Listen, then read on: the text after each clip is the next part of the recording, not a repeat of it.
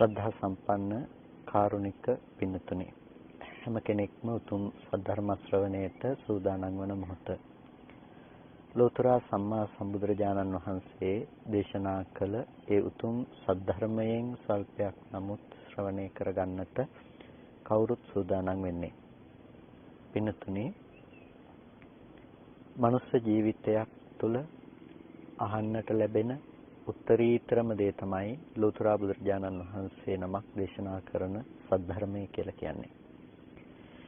ඒ ධර්මයේ යම්කිසි කෙනෙක් නිසියාකාරව තමන්ගේ ජීවිතයට යොදා ගන්නවා නම් ඒ යොදා ගැනීම තුළ ඔහුගේ නිර්වාණගාමිනී ප්‍රතිපදාව සකස් කරගෙන මේ සියලු දුක් කෙලවර කරලා උතුම් නිවනින් සැනසෙන්නට පුළුවන්කම තියෙනවා. ඒ නිසාම තමයි අපි ධර්මයේ ශ්‍රවණය කරනකොට ධර්මය අහනකොට ඊටාම සදහැයෙන් ඊටාමත් ඕනෑකමින් යුක්තව ඒ ධර්මය ශ්‍රවණය කළ යුතු වෙන්නේ. පින්තුනි, තථාගත බුදුරජාණන් වහන්සේ අප කෙරෙහි අනුකම්පාවෙන්ම දේශනා කරන්නට යෙදුණු දේ තමයි මේ ලෝකයේ යථාභූත ස්වභාවය. ඒ කියන්නේ සාමාන්‍ය කෙනෙකුට සාමාන්‍ය මට්ටමට නොපෙනෙන ලෝක යථාර්ථය තේරුම් ගන්නට අවශ්‍ය ප්‍රතිපදාව පිළිබඳව.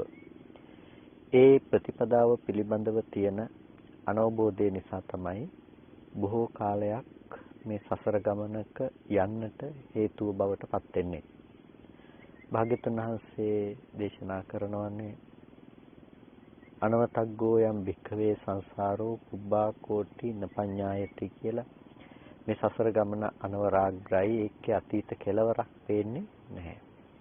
ඒ අතීත කෙලවරක් නොපෙනෙන සසර ගමනක අවිද්‍යාවෙන් වැහිලා තෘෂ්ණා සංයෝජනයෙන් බැඳිලා මේ දුක්සහගත සසර ගමනක ගමන් කරන්නේ. එනිසා මේ සසරට හේතු වන ප්‍රධාන ධර්මතා දෙකක් අපට දකින්නට පුළුවන්. ඒ ධර්මතා දෙක තමයි අවිද්‍යාව සහ භව තණ්හාව කියන කාරණා දෙක. එතකොට මේ ධර්මයන්ට කියනවා මූල කිලේශ ධර්ම කියලා. ඒ කියන්නේ සියලුම කෙලෙසයන්ට මුල් වන මූල කිලේශ ධර්ම. එතකොට ඒ සියලු කෙලෙස් වලට මුල් වන මේ ධර්මයන් අපි තේරුම් අරගන්නට අවශ්‍යයි. මොකද ඒ මූල කිලේශ ධර්මයන්ගේ දුරු කිරීමක් වෙන්නේ නැතුව ලෝකෝත්තර ප්‍රතිපදාවක් පිරෙනවා කියන එක වෙන්නේ නැහැ. එහෙමත් නැතිනම් නිවන් දකින්නවා කියන දේ අපිට කරන්න පුළුවන් දෙයක් නෙමෙයි. ඒ මූලික කිලේශ ධර්මයන්ගේ ප්‍රහාණයක් සිද්ධ නොකොට. අන්න ඒ නිසා තමයි අපි මේ මූලික කිලේශ ධර්මයක ප්‍රහාණය සිදු කරගත යුතු වෙන්නේ. බුදුරජාණන් වහන්සේ අපට දේශනා කරන්නේ ඒ මූලික කිලේශ ධර්මයන් දුරු කරගන්නට අප විසින් සිද්ධ කළ යුතු දේ කුමක්ද කියන එක පිළිබඳව. ප්‍රධානම මූලික කෙලෙසේනේ අපි අවිද්‍යාව කියලා කිව්වේ. එතකොට මේ අවිද්‍යාව කියලා කියන්නේ නොදන්නාකම. නොදන්නාකම කියනකොට කුමක් පිළිබඳව නොදන්නාකමද? ලෝකෙ ගොඩක් දේවල් පිළිබඳව නොදන්නාකම තියෙනවනේ. එතකොට මේ අවිද්‍යාව කියලා කියන්නේ නොදන්නාකමයි කියනකොට මෙතනදී නොදන්නාකම ලෙස ගැනෙන්නේ අපි දන්නවා චතුරාර්ය සත්‍ය ධර්මය. චතුරාර්ය සත්‍ය පිළිබඳව පවත්නා නොදන්නාකම. ඒ කියන්නේ මේ දුකයි කියලා අපි දන්නේ නැහැ. මේ දුකේ ආරම්භය, හට ගැනීම කියන එක පිළිබඳව දන්නේ නැහැ. ඒ වගේම මේ දුකේ නිරෝධයයි කියන කරුණ දන්නේ නැහැ. ඒ නිසා මේ නොදන්නාකම මූලික කරගෙන තමයි කෙනෙකුට කෙලෙස් ධර්මයන්, එහෙමත් නැතිනම් ආශ්‍රව ධර්මතාවයන් පවතින්නේ. ඒකට අවිද්‍යාව කියලානේ අපි කිව්වේ. එතකොට අන්න ඒ දුක පිළිබඳව නොදන්නාකම, දුකයි කියනකොට සංකත ධර්මයන්ගේ සංකත ලක්ෂණය පිළිබඳව අවබෝධයක් නැතිකම. ඒ නිසා තමයි බුදුරජාණන් වහන්සේ ළඟට ඇවිල්ලා මොකද්ද මේ අවිද්‍යාව කියලා කියනවා. කෙතකින්ද මේ අවිද්‍යාව කියනකොට බුදුරජාණන් වහන්සේ දේශනා කරන්නේ මේ රූපයයි, මේ රූපයේ හට ගැනීමයි, මේ රූපයේ නිරෝධයයි කියලා නොදන්නාකම. මේ වේදනාව, මේ වේදනාවේ හට ගැනීම, මේ වේදනාවේ නිරෝධය කියලා නොදන්නාකම. ඒ වගේම මේ සංඥාව, මේ සංස්කාරයයි, මේ විඥානයයි කියලා මේ ධර්මයන්ගේ මේ හට ගැනීම සහ නිරෝධය පිළිබඳව නොදන්නාකම තමයි අවිද්‍යාව කියලා බුදුරජාණන් වහන්සේ දේශනා කරනවා. එතකොට මේ ධර්මයන් පිළිබඳව පවත්නා නොදකින්නකම, මේ ධර්මයන් පිළිබඳව පවත්නා අනවබෝධය කියන කාරණාව අපිට මෙතනදී තේරුම් ගන්නට අවශ්‍යයි. එතකොට මේ දුකයි කියලා කියන්නේ නැතිනම් දුක්ඛ ලක්ෂණය, දුක්ඛ ආර්ය සත්‍ය දන්නේ නැහැ කියලා කියන්නේ මේ කාරණාවටම තමයි. මොකද රූපය කියන තැන හේතු නිසා සකස් වෙන, හේතු නැති වෙනකොට නැති වෙන ධර්මයක්. එතකොට රූපය හේතු නිසා හටගෙන හේතු නැති වෙනකොට නැති වෙන ධර්මයක් විදිහට රූපය පිළිබඳව කෙනෙකුට අවබෝධයක් නැත්නම්, ඒ රූපය පිළිබඳව කෙනෙකුට අවබෝධයක් නැති වෙනකොට තමයි ඒ පැවැත්ම තියෙන්නේ.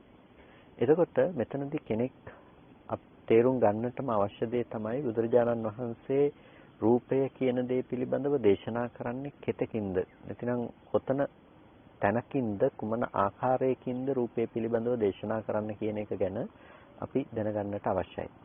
මොකද රූපය පිළිබඳව භාග්‍යතුන් වහන්සේ දේශනා කරන විවිධ පරයයන් තියෙනවා. විවිධ තැන්වලට සාපේක්ෂව දේශනා කරන තැන්. එතකොට ලෝකේ ප්‍රිය රූප, සාත රූප කියලා කියනවා. මේක රූපය. හැබැයි මේ ප්‍රිය රූප, සාත රූප වුණාට රූපස්කන්ධ කියලා මේකට කියන්නේ නැහැ. එතකොට ලෝකේ ඔබ කැමති රූප තියෙනවා. එතකොට අකමැති රූප තියෙනවා. මේ විදිහට වටිනාකම් ඇති සහ නොවටිනාකම් ඇති, කැමති අකමැති බවකින් යුක්ත රූපයන් ලෝකෙ තුල තියෙනවා. එතකොට මේවට රූප කියලා කියනවා මිසක මෙතනට කියන්නේ නැහැ මේ තමයි රූපස්කන්ධය කියලා.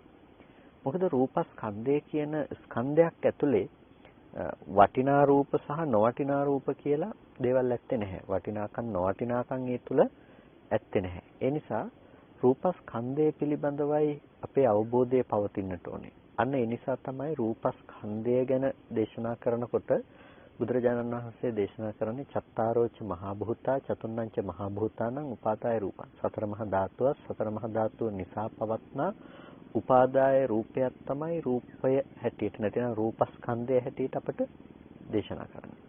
එතකොට අන්න ඒ රූපස්කන්ධය ඇතුලේ, සතර මහා ධාතුව ඇතුලේ ප්‍රිය සතර මහා ධාතු, අප්‍රිය සතර මහා ධාතු කියලා ભેදයක් ඇත්තේ නැහැ. ඒ වගේම සතර මහා ධාතු රූපය ඇතුලේ වටිනා සතර මහා ධාතු, නොවටිනා සතර මහා ධාතු කියලා ભેදයක් ඇත්තේ නැහැ. එතකොට මෙන්න මේ ලක්ෂණය තමයි අපි තේරුම් ගන්නට අවශ්‍යම දේ. කියන්නේ රූපය තුළ වටිනකම් නොවටිනකම් ලබා දෙන මනෝභාවයක ඉන්න, මානසික මට්ටමක ඉන්න කෙනෙකුට බුදුරජාණන් වහන්සේ පෙන්වලා දෙනවා මේ ප්‍රිය රූප, සාත රූප, රූපස්කන්ධය නෙමෙයි, ඔබ රූපස්කන්ධය පිළිබඳව අවබෝධ කළ යුතුයි.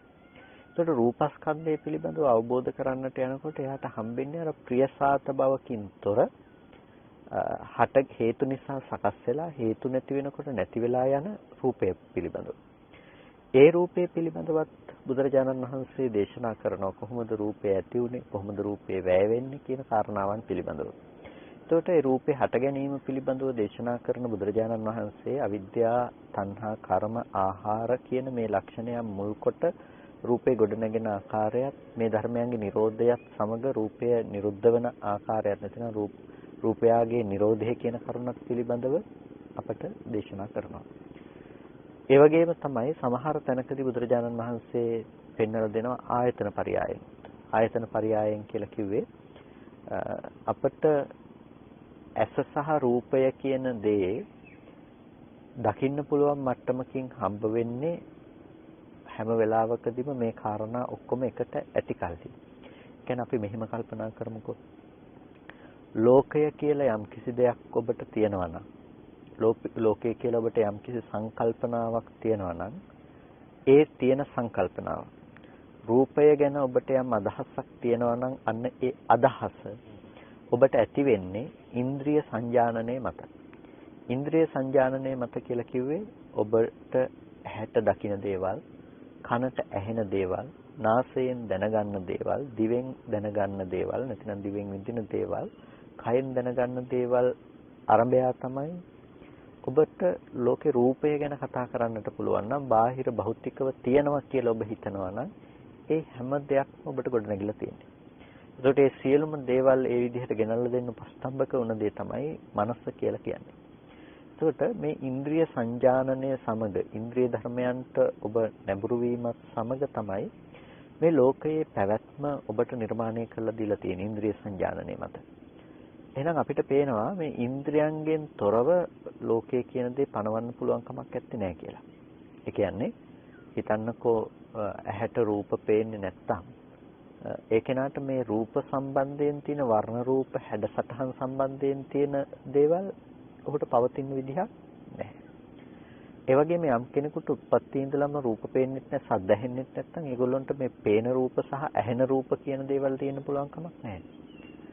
යම් කිසි කෙනෙකුට විඳීම් කියන දේවලුත් නැති වෙලා ගිහිල්ලා නම් ගන්ධ සුවඳ රස ස්පර්ශ කියලා උන්ට ඒ දේවල් වල සටහන් ඇත්තෙත් නැහැ. එතකොට ඔහුට මේ ලෝකය පිළිබඳව මේ පවතින දේ පිළිබඳව නිමිති වශයෙන් රැස් කරගන්න දේවල් ඇත්තේ නැහැ. ඒකට අපිට පේනවා මේ ආයතන ටික හරහා තමයි අපි මේ සංජානනය හඳුනා ගැනීම කියන දේ सिद्ध කරන්නේ. ඒකට ලෝකයේ පවතිනවා, රූපේ පවතිනවා කියලා යම් දැක්මක් තියෙනවා නම් ඒ දැක්ම ගොඩනැගිලා තියෙන්නේ පින්නතුනේ මේ ඉන්ද්‍රිය ධර්මතා ටික අනුව ගිහිල්ලා. ඒ කියන්නේ ඇස, කන, නාසය, දිව, කය කියන මේ දේවල් අනුරූපව මේවා අනුව ගිහිල්ලා තමයි අපිට මේ ලෝකයේ පැවැත්ම කියන දේ ගොඩනැගිලා තියෙන්නේ. අන්න ඒ නිසා තමයි මේ ධර්මයන් පිළිබඳව අපි තේරුම් ගත යුත්තේ. එහෙම නැති වුණොත් අපිට මේ ලෝකෝත්තර මගක්, ලෝකයෙන් එතර වීම පිණිස පවතින දහමක් තේරුම් ගන්නවා කියන එක කියන්න පුළුවන් කමක් නැත්තේ නැහැ. එතකොට මේ ලෝකයේ හමුවන ආකාරය පිළිබඳව කතා කරනකොට අපිට ඊටාම වැදගත්ම අවබෝධයක් ලබා ගන්නට සිද්ධ වෙන්නේ කොහොමද මේක ගොඩ නැගෙන්නේ? ඒ ආයතනයන් හරහා, ඉන්ද්‍රියන් හරහා කොහොමද මේක ගොඩ නැගෙන්නේ කියන දේ තේරුම් ගැනීම තුළ. එතකොට මේ ඇහැට යම්කිසි රූපයක් දකිනකොට, වර්ණ රූපයක් අපිට පෙනෙනවා කියන දෙයට අපිපත් වෙනකොට පින්නතුනි එතන තියෙනවා යම් ස්වභාවයක්. ඒ තමයි අපි එකට කියන පෙර නොතිබී හටගෙන ඉතුරු නැතිව නැති වෙන ස්වභාවය කියලා.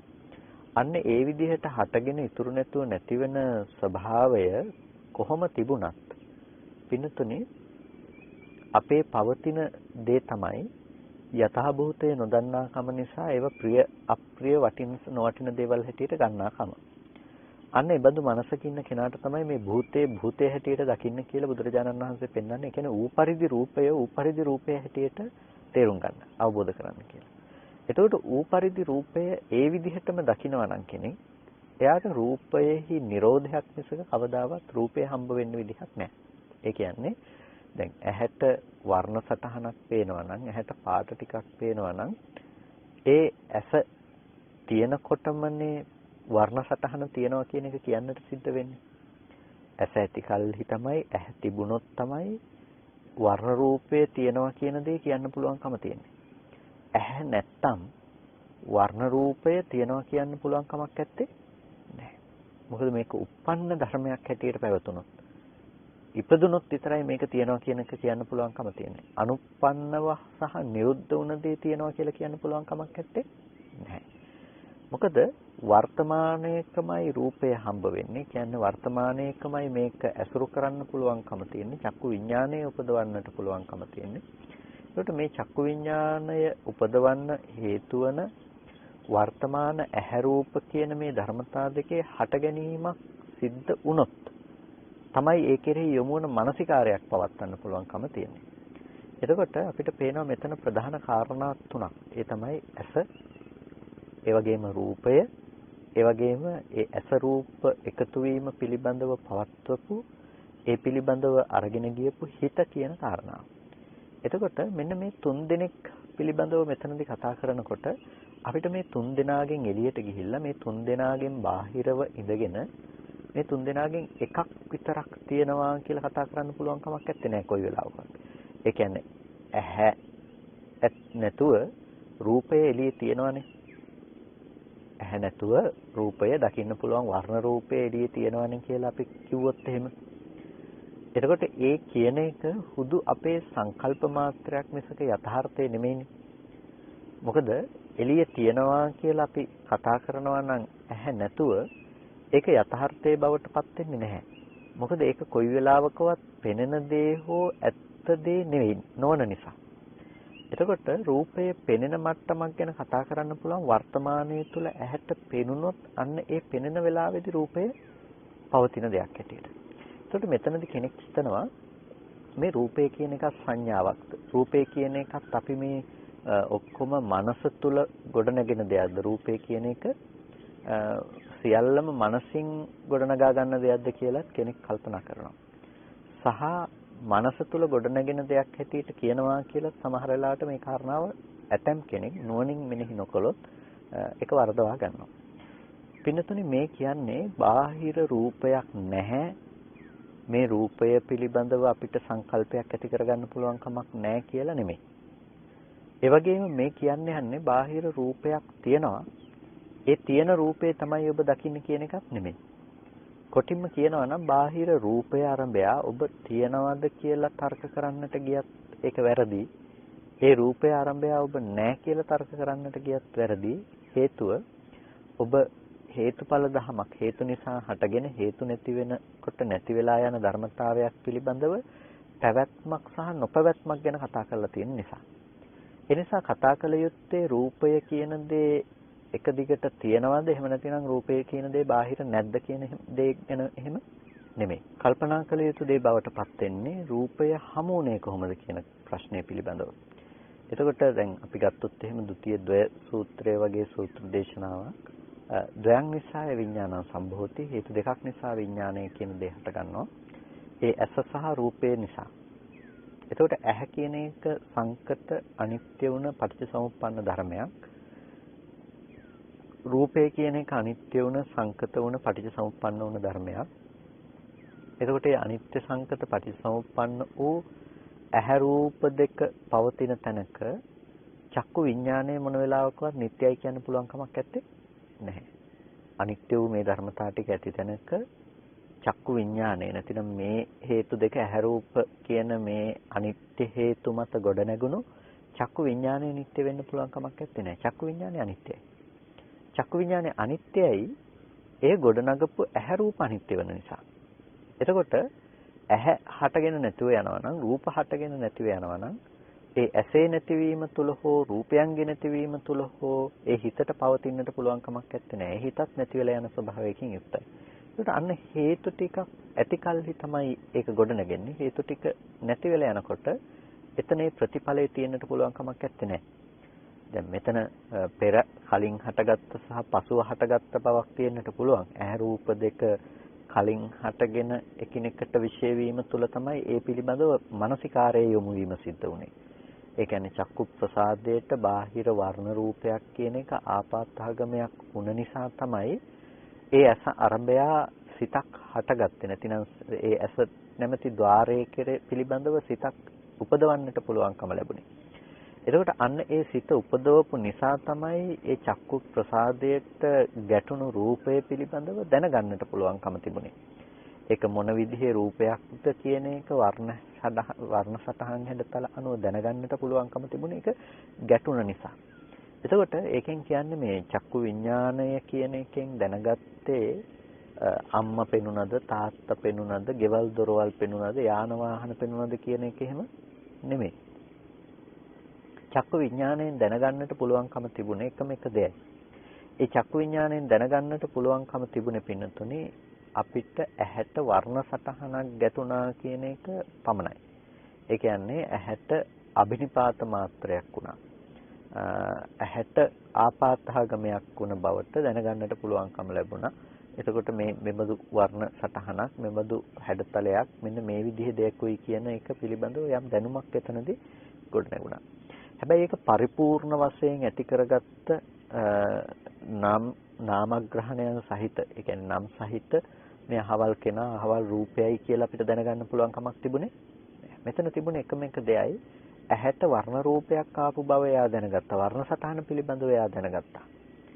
එතකොට ඒ දේ පිළිබඳව තමයි නැවත අපි මනෝ ධාතු සිතෙන් ඔසවලා ගන්නෙ. නැවත මනෝ විඥාන ධාතුවෙන් අපි දැනගන්නේ අන්න ඒ ගැටුණු ඒ චක්කු විඥාන සිතෙන් ගත්ත අරමුණ තමයි මනෝ ධාතු සිතෙන් ඔසවන්නේ. මනෝ ධාතු සිතෙන් ඔසවපු අරමුණ තමයි මනෝ විඥාන ධාතුවෙන් නැවත ඔසවලා අරගන්නේ.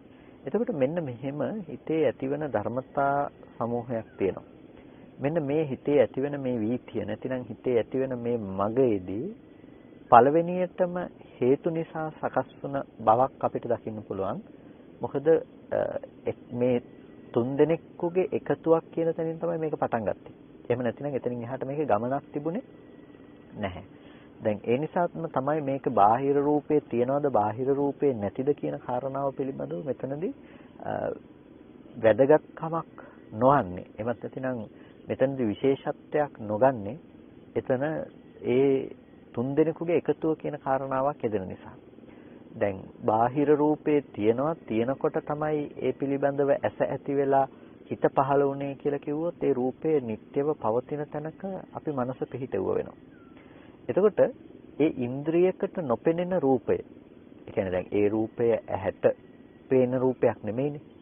ඇහැට පෙනෙන රූපයක් නෙමෙයි. දැන් ඇසට නොගැටුණත් එළියේ ඒ රූපය තියෙනවා නම් එළියේ තියෙන රූපය පිළිබඳව විඳපු ආයතනය මොකද්ද?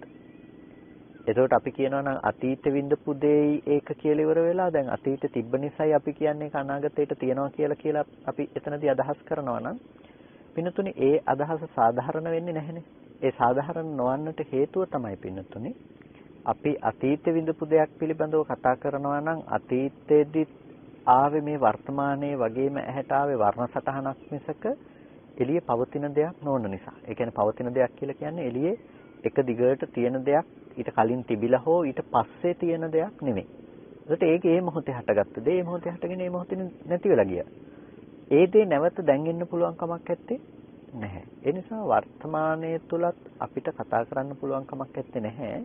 රූපේ එළියේ තියනවා කියලා. එළියේ තියනවා කියන එකෙන් අදහස් කරන්නේ ඇහැට පේන රූපේ එළියේ තියනවා කියන එක නෑ කියලා එහෙම නෙමෙයි. ඒක වරදවා ගන්නට එපා. වරදවා නොගත යුතු දෙයක්. දැන් ආධ්‍යාත්මික ආයතනයක් තියෙනවා, බාහිර ආයතනයක් තියෙනවා. ආධ්‍යාත්මික ආයතනය තමයි ඇස කියන්නේ, බාහිර ආයතනය තමයි රූපය කියලා කියන්නේ. ඒකට බාහිර වූ රූපය ආධ්‍යාත්මික ඇසට ගැටීම කියන දේ සිද්ධ වෙනවා. වර්ණ සටහනක් විදිහට, උපාදාය රූපයක් විදිහට ඇහැට මේ චක්කු ප්‍රසාදයට ඇසේ තියෙන උපවත් බවට එහි ප්‍රතිබිම්බය පහළ වීමක් වෙනවා. අන්න ඒකට අපි කියනවා ආපාතහගමයක් වුණා කියලා. ඒ කියන්නේ රූපය ආවා පතිත වුණා ඇහැට. එතකොට අන්න ඒ ඇහැට පතිත වීමක් වුණ තැනකදී තමයි ඒ පිළිබඳව සිත ඇති කරගෙන දැනගන්න පුළුවන්කම ලැබුණේ. දැන් එළියේ රූපයක් තියනවා කියලා පින්නතුනේ අපි දැනගන්න අවස්ථාව බවට පත් වෙන්නේ අන්න ඒ ආපාතාගමයක් වන මොහොතනේ. ඒ කියන්නේ ඇහැට මේ වර්ණ රූපය කියන එක පත්වන මොහොත තමයි අපි ඒ විදිහට දැනගත්තේ. එතකොට දැන් අපි කියනවා නම් ඒක දැනගත්තට පස්සෙත් ඒක එක්ක එළියේ තියනවා, නැතිනම් ඒක අනාගතයටත් තියනවා, නැතිනම් මේ එළියේ මෙහෙම බවක් තියනවා කියලා අපි හිතනවා නම් පින්නතුනේ හිතන බවට මුල් වුණ ඒ එළියේ තියෙන දේ විඳින්න පුළුවන් ආයතනේ මොකද්ද? ඒක විඳින්න පුළුවන් ආයතනයක් නැහැනේ. එහෙනම් අපිට හත්වෙනි ආයතනයක් තියෙන්න වෙනවා ඒක විඳින්න. හත්වෙනි ආයතනයක් නැහැනේ ඒක විඳින්න. අපිට පුළුවන්කම තියෙන්නේ පච්චුප්පන්නව. එහෙමත් නැතිනම් වර්තමානය තුල හේතු නිසා සකස් වෙන ධර්මයක් තුල උපදින ඇහැ රූපාදී ධර්මයන් පිළිබඳව පරිග්‍රහණය කරන්නට පුළුවන්කම තියෙනවා. ඒකට වර්තමානයේහි අපිට ඇහැට පෙනෙන යම් ධර්මයක් තියෙනවා නම් ඒක වර්තමාන මොහොතේ හටගෙන ඉතුරු නැතුව නැති වෙන දෙයක්. ඒකට ඇහැට රූපය පෙනෙන මොහොතේදී අපිට එතනදී සිහිය පවත්වනවා කියන එක කරන්න පුළුවන් කමක් නැත්තේ නෑ. ඒකට හේතුව තමයි එතන ඒ සියලුම සිත වැය වෙලා ඉවරයි පින්නතුනේ රූපය දකින්න කියන එකට. ඒ සිත සම්පූර්ණම වැය වෙලා ඉවරයි රූපය දකින්න බවට. එතනදී කෙලෙස් ඇති කරන්නේත් නැහැ. එතනදී වෙන යම් කිසි විදිහකින් සිහිය පවත්තලා එතනින් මිදෙන දෙයක් කරන්න පුළුවන් කමක් නැත්තේත් නැහැ. මොකද එතනදී සමුදය හෝ නිරෝධය කියන කාරණාවන් නෙදෙන තැනක් එහෙම නෙමෙයි. එතන තියෙන එකම දේ තමයි දුක කියන දේ. එතකොට දුක්ඛ ආර්ය සත්‍ය කියන දේ පවතිනවා. එතකොට දුක්ඛ ආර්ය සත්‍ය පවතින්නේ ඒක හේතු නිසා සකස් වෙලා හේතු නැති වෙනකොට නැති වෙන බව කියන සංකත ලක්ෂණය තමයි දුක්ඛ ලක්ෂණය. ඒ සංකත ලක්ෂණය තියෙනවා ඒක ඇතුලේ. ඒ කියන්නේ පෙර නොතිබීම හේතු ඇති කල්හි හටගත්තා. ඒ වගේ මේක අනාගතයට නොතිබි. ඒක හේතු නැති වෙලා යනකොට නැති වෙලා යන දෙයක්. එතකොට මෙන්න මේ සංකත ලක්ෂණය තමයි අපි තේරුම් ගන්නට අවශ්‍ය වෙන්නේ. එතකොට අපිට පේනවා මේ ලෝකය කියන එක හේතු නිසා සකස් වෙන දෙයක්. මේ ආයතනයන්ට ගෝචර වෙනකොට, ආයතනයන්ට ගැටෙනකොට ඒ මොහොතට හටගෙන ඉතුරු නැතුව නැති වෙන ධර්මයක් මිසක මේ ලෝකේ ඒ දේ පවතින දෙයක් නෙමෙයි ලෝකය කියලා. එතකොට දකින්න පුළුවන් දර්ශන ලෝකය කියලා වෙනම එකක් ලෝකේ තියෙනවා එහෙම නෙමෙයි. ඒ වගේම අහන්න පුළුවන් ශබ්ද ලෝකයක් තියෙනවා එහෙම නෙමෙයි. ඒතකොට ලෝකේ තියෙන ශබ්ද මම අහනවා නෙමෙයි, තියෙන රූප මම දකිනවා එහෙම නෙමෙයි කියන තැනකින් අපිට නුවණක් පවත්වන්නට වෙනවා. දැන් එතකොට මේක සාමාන්‍යයෙන් කෙනෙක් හිතන්නේ බොහොම රළු මට්ටමකින්, බොහොම දැඩි මට්ටමකින් තමයි මේක පිළිබඳව කල්පනා කරන්නේ. අර ඔතනදී මේ කාරණාව කියනකොට එක මහත්මයෙක් අහලා තිබුණා එක ප්‍රශ්නයක්. එතකොට ඒ මහත්මයා කියන කතාව තමයි දැන් අපි ගියොත් මේ බිත්තිය හැප්පෙනවානේ. අපි ගියොත් මේ බිත්තිය හැප්පෙනවා. ඉතින් මේ කියන්නේ එතකොට ඇයි රූපේ නැහැ කියලා කියන්නේ? මේ බිත්තිය හැප්පෙන්නේ. එතකොට මේ වදින්නේ මොකේද? පින්නතුනේ මේක මේ නුවණින් දකින්න ඕනේ කාරණාවක් මිසක මේ කියන්නේ මේ එළිය මොකක්වත් නැහැ කියලා මේ බිත්තියක් නැහැ, මේ ගහක් නැහැ, මේ ගලක් නැහැ කියලා කතාවක් නෙමෙයි මේ කියන්නේ යන්නේ. මේ කියන්නේ යන්නේ එකම එක දෙයක්. ඒ තමයි එළියේ ඇති බවට අපිට මේ දේවල් හම්බ වුණේ කොහොමද කියලා කාරණාවක් ගැන කියන්නේ. ඒ කියන්නේ දැන් බිත්තිය තියනවද නැද්ද කියන කතාවක් ගැන විවරණය කරන්න යන කතාවක් නෙමෙයි මේක. එහෙම නැත්නම් එළියේ ගස් ගල් ගෙවල් දොරවල් තියනවද නැද්ද කියලා කතාවක් විවරණය කරන්න යන දෙයක් නෙමෙයි. ඒක විවරණය කළත් වැඩක් නැහැ, ඒක විවරණය නොකළත් වැඩක් නැහැ. අපිට තේරුම් ගන්නට අවශ්‍ය දේ තමයි මොන ධර්මතා ටිකක් තියෙන තැනකද අපිට එළියේ බිත්තිය තියනවා කියලා හිතුනේ. එතකොට අපිට යම්කිසි හේතු ටිකක් ඇති තැනකනේ මේක පෙනුනේ. එතකොට අපිට අතින් අල්ලලා බලනවා නම් අපි කයත් පොට්ටබ්බයත් ඇති තැනක ඒ කාය විඥානයත් යොමු වුණ තැනක තමයි අපිට එළියේ යමක් තියෙනවා කියලා අපි කල්පනා කරන්නට යෙදුනේ. එතකොට ඒ ධර්මතා ටික හටගෙන ඉතුරු නැතුව නැති වෙලා යනවා. ඒ ටික ඒ මොහොතේදී හටගෙන නැති වෙලා යනවා. ඒක එතනින් පස්සේ එක දිගට තියෙනවා එහෙම නෙමෙයි. ඒකෙන් කියන්නේ ඒක දාගන්න එපා. එතනින් පස්සේ තියෙනවා නෙමෙයි කියපු ගමන් මේ කියන්නේ බිත්තිය නැති වෙලා යනවා කියලා කිව්වා කියන තැනකින් ගන්න එපා. මේ කියන්නේ මෙබඳු අනාත්ම ධර්මතා ටිකක් ඇති තැනක මේ ධර්මතා තුනක් ඇති තැනක තමයි අපි බිත්තිය කියලා කල්පනා කළේ කියලා. එතකොට ඒකෙදි බාහිර රූපේ තියනවද නැද්ද කියන එක නෙමෙයි, බාහිර රූපය උපකාරක ධර්මයක් වුණා. මෙහි බාහිර බිත්තිය තියනවා කියන අදහස ගොඩනගා ගන්න. ඒක උනේ මෙහෙමයි. බාහිර පටවිය කියන දේ නැතිනම් අපිට පොට්ටබ්බේ කියන දේ අපිට කයට ස්පර්ශ වුණා. කයට ගැටුණා. එතකොට ඒ පොට්ටබ්බය කයට ගැටුණාම, කාය ප්‍රසාදයට ගැටුණාම ඒක කලින් තිබිලා ආව නෙමෙයිනේ. ස්පර්ශ වෙන්නේ ගැටීමත් එක්ක තමයි ස්පර්ශය සිද්ධ වෙන්නේ. ඒක කලින් තිබිලා එනවා එහෙම නෙමෙයි. එතකොට ඒ කය බිඳී යන්නේ, කාය ප්‍රසාදයේ බිඳී යන්නේත් ඒ මොහොතේමනේ. එතකොට මේ දෙකේ එකතුවටනේ, මේ දෙක එකතු වුණ තැනකනේ මේ පිළිබඳව අපේ මනස යොමු වෙන්නේ. එතකොට දැන් මෙතන අර ස්පර්ශ වුණා කියන තද ගතිය, ස්පර්ශය දැනුණා කියන කම, ගැටෙන මොහොත කියන එක විත්‍ය නෙවෙයිනේ. ස්පර්ශය කියන දේ, පොට්ටබ්බේ කියන දේ, ඒ ගැටෙන්න හේතු වන පඨවි තේජෝ වායෝ කියන ටික, ඒ ටික කොයි වෙලාවකවත් විත්‍ය උනේ නැහැ. ඒ වගේම කාය ප්‍රසාදයේ විත්‍ය උනේත් නැහැ. ඒ වගේම එතනට ඒ දෙක එකට ගැටුණා කියන එක බිත්තියක් නෙමෙයි. ඒ වගේම ඒ කාය ප්‍රසාදයේ පිළිබඳව දැනගන්න හිතක් ඇති වුණා නම් ඒ හිතත් බිත්තිය නෙමෙයි. බිත්තිය නොවන ධර්මතා ටිකක් මේ හේතු ටික යෙදෙනකොට කයට ගැටිලා, ගැටෙනකොට ඒ අනුව මනස යොමු වෙලා මේ පිළිබඳව දැනගන්න පුළුවන්කම ලැබුණා. එතකොට වැදගත් වෙන්නේ අපිට මේ දැන ගැනීම තුළ බිත්තිය කියන දැනුම් පද්ධතිය ගොඩ නැගුණේ කොහොමද කියලා අපි කරගන්න අවබෝධයත් එක්ක. එතකොට අපිට මෙන්න මේ ධර්මතා ටික මේ විදිහ අනාත්ම බිත්තිය කියලා නොපවතින අනාත්ම ධර්මතා ටිකක් ඇති තැනක අපි අසුරු කරනවා අපේ මනස තුලින් මේ එළියේ තියෙන බිත්තියක් තමයි මේ තියෙන්නේ. එතකොට දැන් එළියේ තියෙන බිත්තිය කියන දේ අපි විඳින්න පුරුදු වුණේ, විඳින්න පටන් ගත්තේ මේක ලස්සනද, මේක කැතද, මේක හොඳද නරකද කියන බව විඳින්න පටන් ගත්තේ අර කිසිම දෙයක් තිබුණේ නැති අනාත්ම හේතු ටිකක් නිසා ගොඩ නැගුණු තැනක ඒ හේතු ටික හටගෙන ඉතුරු නැතුව නැති වෙලා ගියපු තැනක තමයි අපි බිත්තිය තියනවා කියලා කල්පනා කරන්නේ. එතකොට දැන් මෙතන කියන්න උත්සාහවත් වෙන්නේ මේ එළියේ තියෙන රූපේ තියනවද නැද්ද කියලා තර්ක කරන්න නෙමෙයි. ඒක තියනවා කිව්වත් වැරදි, ඒක නැහැ කිව්වත් වැරදි, ඇත්තෙත් නැහැ නැත්තෙත් නැහැ කිව්වත් වැරදි. මේ කියන්නේ මේ හේතු ටික නිසා හටගත්ත තැනක හේතු නැති වෙනකොට නැති වෙලා ගියපු තැනක අපි මේ බිත්තිය වටිනවද නොවටිනවද කියලා කල්පනා කරලා මෙහි ඇති කරගන්න සංකල්පීය වශයෙන් ගොඩනගාගත්ත දේකුයි විඳින්නේ. එතකොට අන්න ඒ මෙහි විඳින මෙහි දැනගන්න දේ බාහිර රූපේ නෙමෙයි.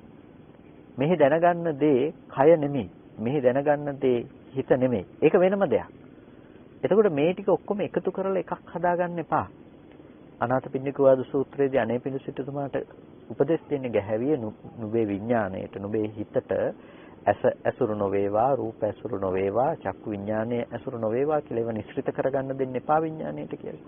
ඒකට අන්න ඒ වගේ මේක මේ ධර්මයන් නිස්සෘත කරගෙන පවත්වන්න එපා කියන එකයි මේ කියන්නේ.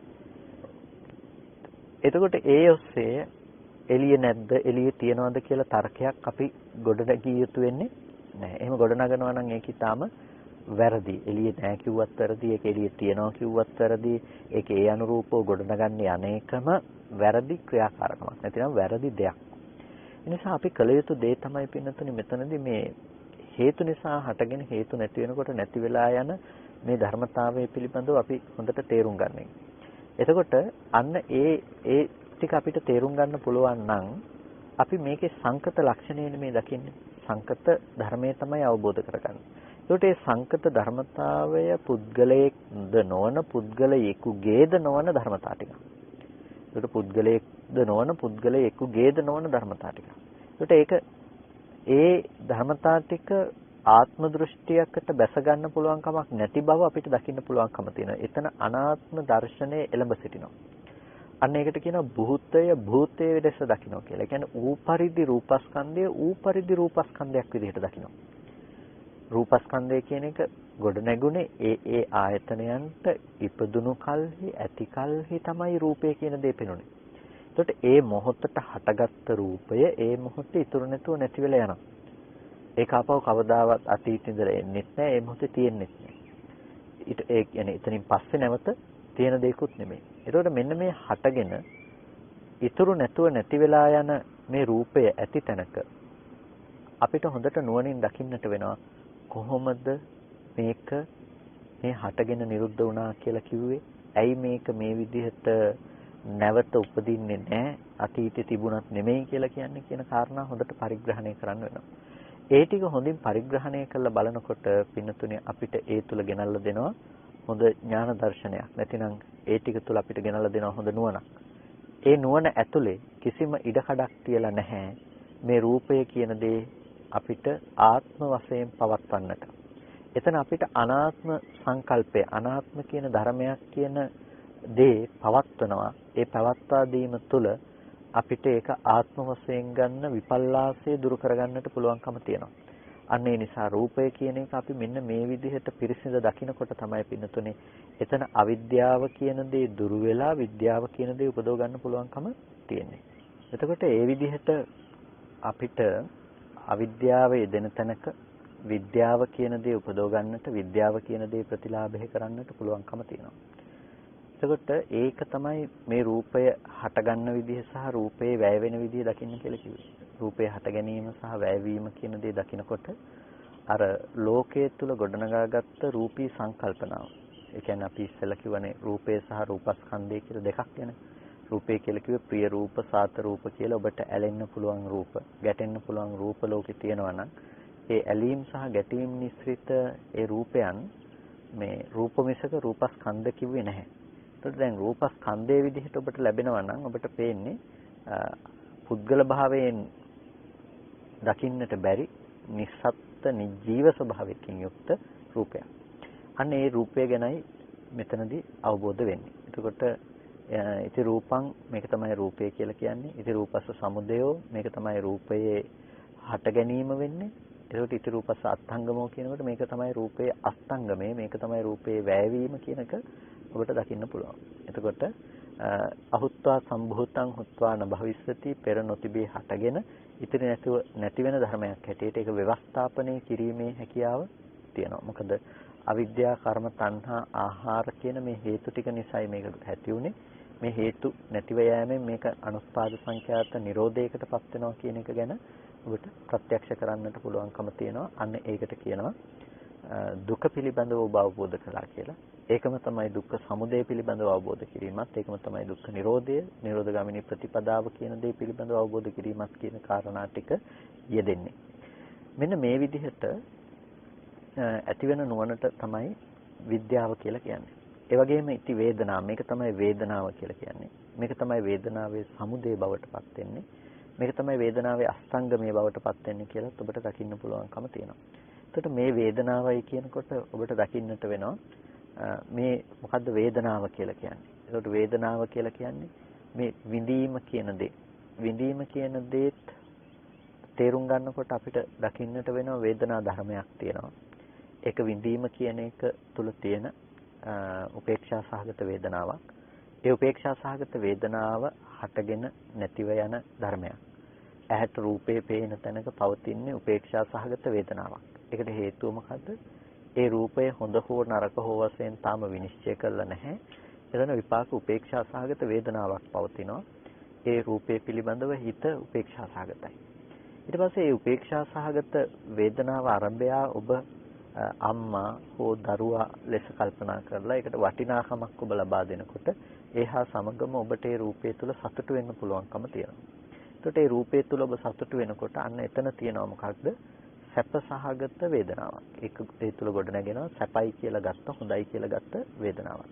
අන්න ඒ ගොඩ නැගෙන සැප සහගත වේදනාව තුල තමයි පින්නතුනේ සම්පූර්ණම ප්‍රශ්නේ තියෙන්නේ. ඒකට කියනවා අවිද්‍යා සම්පස්සයෙන් උපන් වේදනාවක් කියලා. අවිද්‍යා සම්පස්සයෙන් උපන් වේදනාවක්. ඒක අරමුණක් නැතිනම් ආයතනයක ගැටීම නිසා ඇති වුණු ස්පර්ශය නිසා හටගත්ත වේදනාවක් නෙමෙයි. මේක විශේෂයෙන් හඳුන්වනවා අවිද්‍යා සම්පස්සයෙන් උපන් වේදනාවක් තියෙනවා නම් අන්න ඒ වේදනාවයි මේ කතා කරන්නේ කියන්නේ. ඒකට අවිද්‍යා සම්පස්සයෙන් උපන් වේදනාව පිළිබඳව අපි තේරුම් ගැනීමේදී අපිට දකින්නට වෙනවා ඒ වේදනාව සහ සාමාන්‍ය වේදනාව අතර වෙනසක් තියෙනවා. සාමාන්‍ය වේදනාවේ ලක්ෂණය තමයි ඒක සැප දුක් වශයෙන් උපදින්නේ නැතුව ඒ විපාකයෙන් ඇහැට රූපේ පේන තැනක ඇති වුණු උපේක්ෂා සහගත වේදනාව කියන එක. හැබැයි අවිද්‍යා සම්පස්සයෙන් උපන් වේදනාවේ ස්වභාවය තමයි ඒක එක්ක සැප වශයෙන් හරි එක්ක ඒක දුක් වශයෙන් හරි එක්ක ඒක උපේක්ෂා වශයෙන් හරි ඒක පවතින දෙයක් විදිහට අරගෙන ඒ දේ තුල සතුට වෙනකම, ඒ දේ තුල දුක් වෙනකම සහ ඒ දේ තුල පවතින දෙයක් තුල ඇති කරගන්න උපේක්ෂා සහගත බව. එතකොට මෙන්න මේ ඇති කරගත්ත වේදනාව කියන එක අපි වේදනාවේ යථාර්ථය නොදන්නාකම නිසා, වේදනාවේ භූතය ඌ පරිදි ස්වභාවය පිළිබඳව නොදන්නාකම නිසා තමයි පින්නතුනි අපිට මේ දැකීම කියන දේ මේ විදිහට වැරදි තැනක අපි පවත්වන්නේ. ඒ නිසා තමයි අපි වේදනාව පිළිබඳව දැනගත යුතු ඉති වේදනා. මේක තමයි වේදනාව කියලා කියන්නේ. ඒකට වේදනාව කියලා කියන්නේ කොහොමද? යම් කිසි විඳීමක් තියෙනවා නම් අන්නේ විඳීමට කියනවා වේදනා කියලා. ඒ කියන්නේ විඳින බවක් තියෙනවා නම් වේදේති වේදනාන්නේ. එතකොට ඒ විඳින ස්වභාවය තමයි වේදනා. මොනවද විඳින්නේ? මේ සැප වශයෙන්, දුක් වශයෙන්, උපේක්ෂා වශයෙන් යම් කිසි විඳින බවවල් තියෙනවා. එතකොට ඒ විපාක ධර්මයක පවතින ඒ වේදනාවක් තියෙනවා. කර්මසිතක පවතින වේදනාවක් තියෙනවා. මේ ආකාර තැන්වල කෙලෙස් හා යෙදී පවතින වේදනා සහ කෙලෙස් හා නොයෙදී පවතින වේදනාවන් තියෙනවා. එතකොට මෙන්න මේ ආකාර වේදනාවන්ගේදී අපි තේරුම් ගන්නට ඕනේ මොකද්ද මේ වේදනාවේ තියෙන ස්වභාවය කියන එක. අපිට ඇහැට රූපේ පෙනෙන තැනක තියෙන අනාත්ම වේදනාවක් පිළිබඳව අපි ඇත්ත ඇති හැටියට නොදන්නා කම නිසා තමයි අවිද්‍යා සම්පස්සයෙන් උපන් වේදනාව සහ අර උපේක්ෂා සහගත වේදනාව වර්ධවා ගන්න. ඇහැට පෙනෙන රූපේ උපේක්ෂා සහගත වේදනාවක්. හැබැයි ඒ උපේක්ෂා සහගත වේදනාව කෙනෙකුගේ පුද්ගලයෙකුගේ වෙලා අපිට අවිද්‍යා සම්පස්සයෙන් හදලා දෙනකොට ඒක එක්ක සැප වේදනාවක් එහෙම නැත්නම් දුක් වේදනාවක් කියලා ඒක අපි දැඩිව කෙලෙස්යන්ගෙන් අල්ලගන්න දෙයක් බවට අපි පත් කරගන්නවා.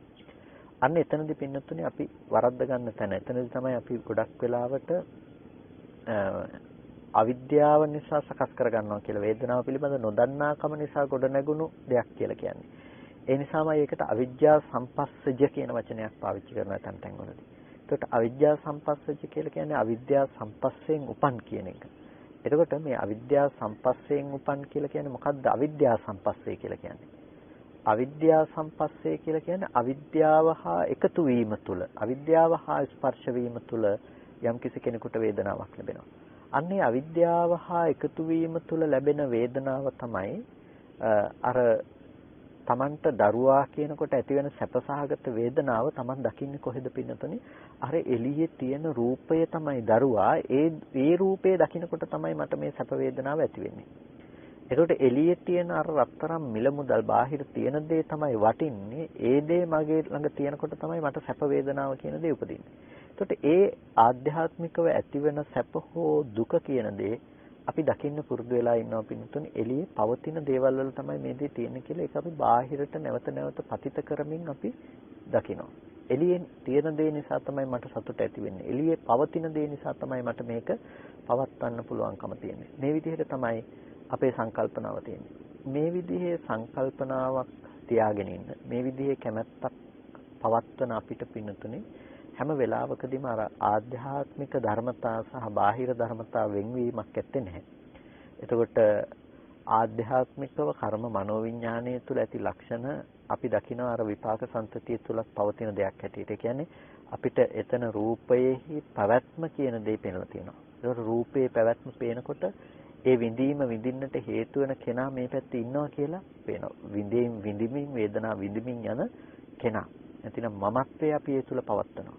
එතකොට අර වේදනාව තුලින් අපි එක්ක තමන්ව හඳුනා ගන්නවා. එක්ක මම වේදනාව විඳින්නෙක් කොට දකිනවා. වේදනාව විඳින බව තමයි මම කියලා දකිනවා.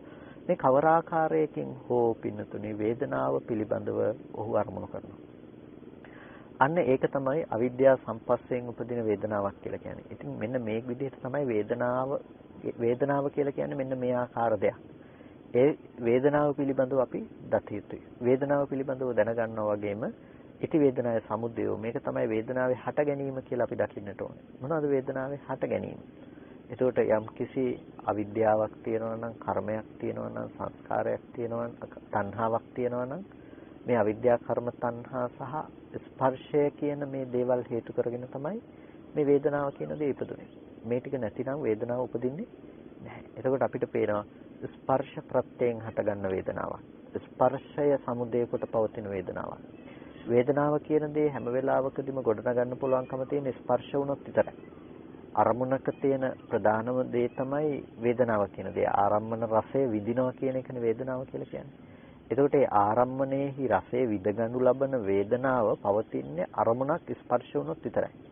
එතකොට ඒ අරමුණේ ස්පර්ශය නැති වෙලා යනකොට නැතිනම් අරමුණ කියන දේ නැති වෙලා යනකොට අරමුණ ගෝචර කරගත්ත දේත් නැති වෙලා යනකොට ස්පර්ශය තියෙනවා කියලා කියන්න පුළුවන් කමක් නැත්තේ. ස්පර්ශයත් නැති වෙලා යන දෙයක්. නැතිනම් ස්පර්ශයත් නිරුද්ධ වෙන දෙයක්.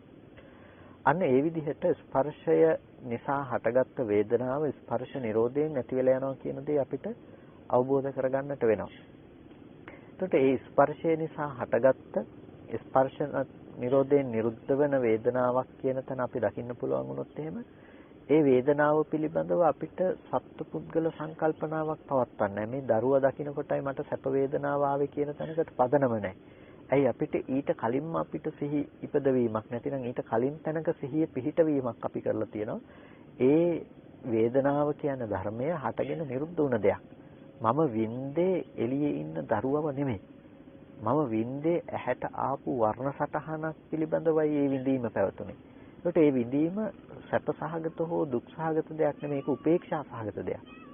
උපේක්ෂා සහගත දේ පිළිබඳව කෙනෙක් කරගන්න දේ තමයි තමන්ගේ හිතේ ඇති කරගන්න කර්ම සහගත බව. එහෙම නැතිනම් තමන්ගේ සිතේ වැරදිවට අවිද්‍යාව නිසා උපදවන දේ බාහිරට පතිත කරලා බලන එක. අන්න ඒ වැරදි සහගත දේ නිසා තමයි ලෝකේ තියනවා කියලා දේවල් ගැන කල්පනා කරන්නේ. විඳින්න පුළුවන් දේවල් ලෝකේ තියනවා කියලා වින්දන ලෝකයක් උහුට හම්බ වෙන්නේ ඒ නිසා. මේ විදිහට ඔහු දකිනකොට මේ හේතු ටික හටගන්න පැත්ත ගැන දකිනකොට ඔහුට පේනවා වේදනාව කියන එක හේතු නිසා සකස් වෙන දෙයක්. ඒ හේතු නිසා සකස් වෙන වේදනාව හේතු නැති වෙනකොට නැති වෙලා යනවා කියන එක ඔහුට දකින්න පුළුවන්කම තියෙනවා. එතකොට මේ වේදනාව කියන දේ මේ විදිහට දකිනකොට වේදනා සමුදය දකිනකොට වේදනාවේ අස්තංගමය දකිනකොට ඔහුට පේනවා වේදනාව කියන එක සංකත ලක්ෂණයන්ගෙන් හිදිසංකත ලක්ෂණයක් කියලා. ඒ විදිහටමයි සංඥාවත්, ඒ විදිහටමයි සංස්කාරයත්. එතකොට සංඥාව සහ සංස්කාරයන්ගේ ස්වභාවයත් ස්පර්ශය ඇති කල්ලි හටගන්න ධර්ම. ස්පර්ශ නැත්තම් ඒ හැඳිනීම තියෙන්නට පුළුවන් කමක් නැහැ. ස්පර්ශය නැත්තම් චේතනා තියෙන්නට පුළුවන් කමක් නැහැ. ස්පර්ශය ඇති කල්ලි තමයි ඒ හැඳිනීම, ස්පර්ශය ඇති කල්ලි තමයි ඒ චේතනාවන්. ඒකට ස්පර්ශ නිරෝධයෙන් ඒ හැඳිනීම සහ ඒ චේතනාවන් නිරෝධයටපත් වෙනවා. එතකොට ඒ වගේම තමයි විඥානය කියන දේ. විඥානය කියන දේ සකස් වෙන්නේ හේතු ඇති කල්ලි. විඥානය කියන එක අර නාම රූප ප්‍රත්‍යයෙන් තමයි විඥානයේ සකස් වීම සිද්ධ වෙන්නේ. ඒකට මේ නාම රූප ප්‍රත්‍යයෙන් විඥානයේ සකස් වෙනකොට ඒ නාමයේ හේතුවක් බවට පත් වෙනවා, ඒ රූපයේ හේතුවක් බවට පත් වෙනවා. එතකොට ඒ ටික හේතු කරගෙන පවත්වන මේ දැනගැනීම නැමැති විඥානය හටගෙන ඉතුරු නැතුව නැති වෙන ධර්මයක්. එතකොට මේ විඥානය කියන දේත් අපිට මේ විදිහට හේතු නිසා හටගෙන හේතු නැති වෙනකොට නැති වෙන ධර්මයක් හැටියට දකින්න පුළුවන්කම තියෙනවා. මේ විදිහට මේ ධර්මයන්ගේ හට ගැනීම සහ නිරෝධය පිළිබඳව තියෙන අවබෝධය නැතිනම් හටගෙන ඉතුරු නැතුව නැති වෙන බව පිළිබඳව තියෙන දැක්මට කියන අපි සංකත ලක්ෂණය පිළිබඳව තියෙන අවබෝධයක් කියලා.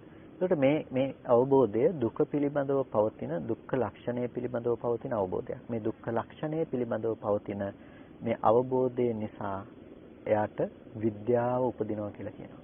ඒ විද්‍යාව ඉපදවීමම තමයි පින්නතුනේ අර ධර්මයන්ගේ නිරෝධය නිසා, ඒ කියන්නේ නිරෝධය දැකීම නිසානේ.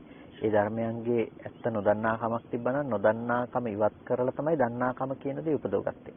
ආලෝකයේ ඉපදුනේ අන්ධකාරය ඇති තැනක අන්ධකාරය දුරු කිරීම සමගමයි ආලෝකයේ ඇතිවීම. එතකොට අන්ධකාරයේ දුරු වීමම ආලෝකයේ ඇතිවීම වුණා මිසක ආලෝකයේ ඇති කරලා පස්සේ අන්ධකාරය දුරු වුණා එහෙම නෙමෙයි. අන්න ඒ වගේ තමයි මේ අවිද්‍යාව කියන දේ දුරු කරන බවම තමයි විද්‍යාවේ උත්පාදේ බවට පත් වෙලා තියෙන්නේ. ඒකට මේ ධර්මතාව ටික පිළිබඳව දන්නාකම උපදිනවා. එහි අවිද්‍යාව මූල ක්ලේශය පිළිබඳව අපිට හඳුනා ගන්නට තියෙන විදිහ. එතකොට භව තණ්හාවත් ඒහා සමගම යන මූල ක්ලේශ ධර්මයක්. අවිද්‍යාව යම් තැනක තියෙනවා නම් ඒ තැනක කෙනෙකුට භව තණ්හාව නැමැති මූල ක්ලේශය පවතිනවා. භවය කියලා කියන්නේ පවතින බව.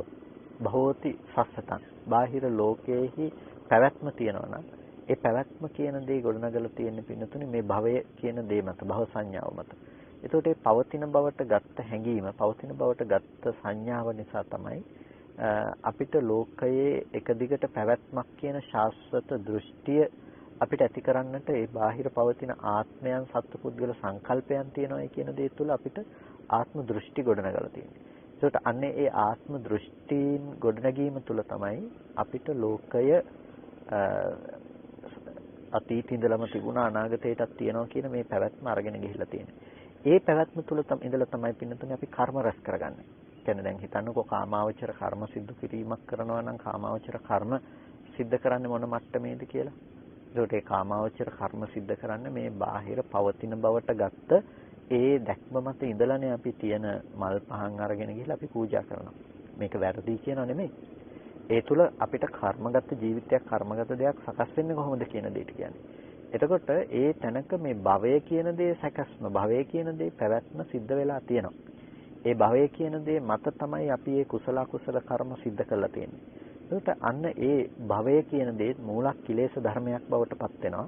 ඒකට ඒ භවයට ඒ පවත්නා බවට යෙදෙන යම් ස්කන්ධ ධර්මයන් පිළිබඳව තියෙන තණ්හාවක් තියෙනවා නම් ඒකට කියනවා භව තණ්හාව කියලා. එතකොට ඒ භව තණ්හාව ඒකට කියනවා කාමාදී භවේසු යාපත්තනා කියලා. කාමාදී භවයන් පිළිබඳව යම් ප්‍රාර්ථනාවක් තියෙනවා නම් අන්න ඒක තමයි මේ භවයේ පිළිබඳව තියෙන තණ්හාව කියලා කියන්නේ.